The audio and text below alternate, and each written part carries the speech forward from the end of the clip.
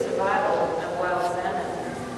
What's been going on in the Cone Commission for the past, it's been about a year now. 1 year ago when Justice Cone made his first site visit over at Chiam across the river and heard June Quick and Grand Chief Captain and Craig talk about all the struggles they've had over the years with TFO and how their fishing rights have been infringed upon and what the future looks like in wild salmon.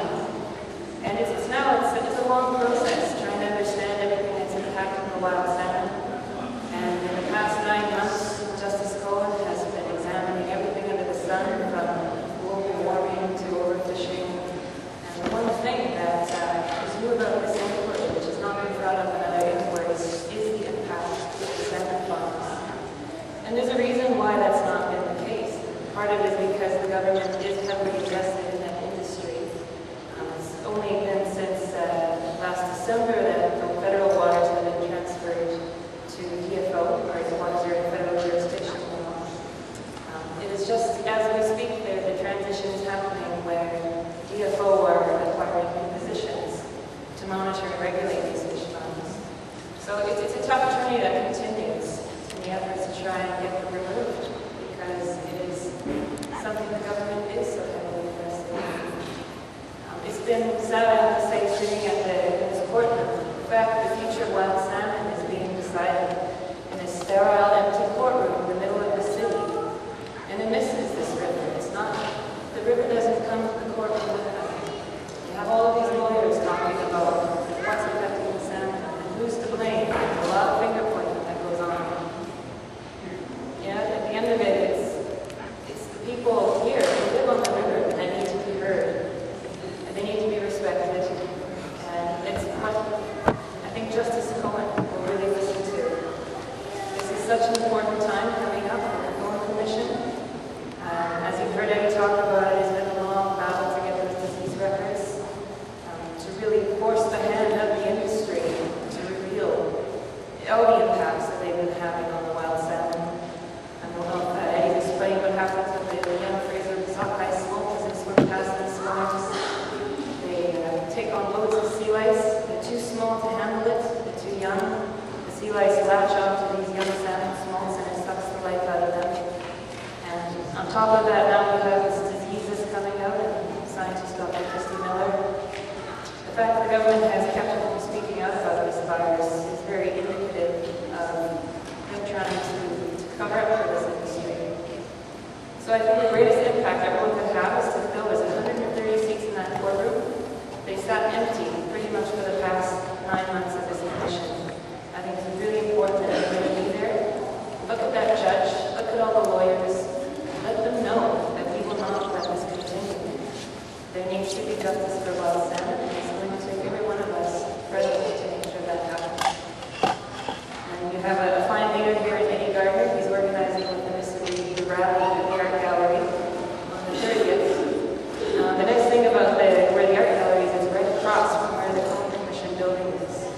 And sound travels. So when everybody's there, when they're singing, they're drumming, they'll be able to hear you from that courtroom. So this is why it's important that as many voices show up, show your support. And with that, I wonder if Minister Reed wants to come over and talk a little bit about the continued battle that wild salmon warden is facing. Thank you, Eddie.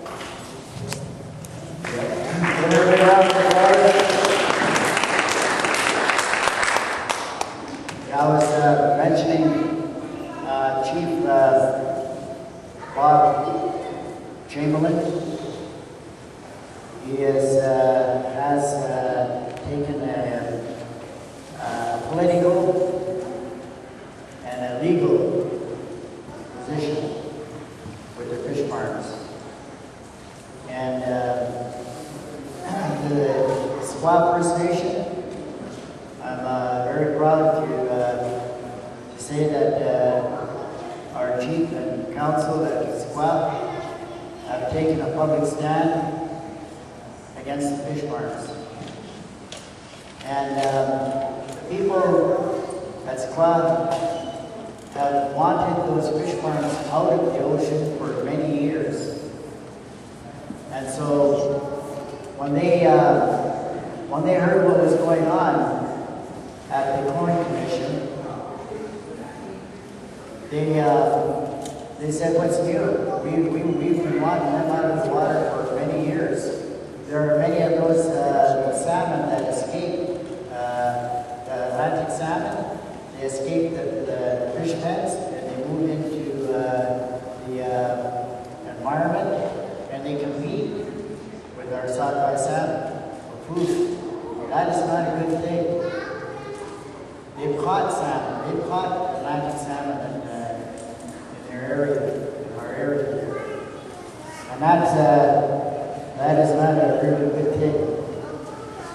And so when we made that public statement, it lifted the spirits of Chief Bob Chamberlain, because he has been a mighty warrior for the wild salmon, traveling to Victoria, to Ottawa, to Norway, where the companies, the headquarters of those companies are, to try to get them to stop what they're doing.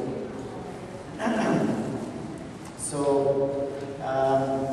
I'd like to call Alyssa forward to share some more about the key issues that will need to be addressed, and why we as a people's movement need at this historic time take our move and stand for wild salmon in Vancouver.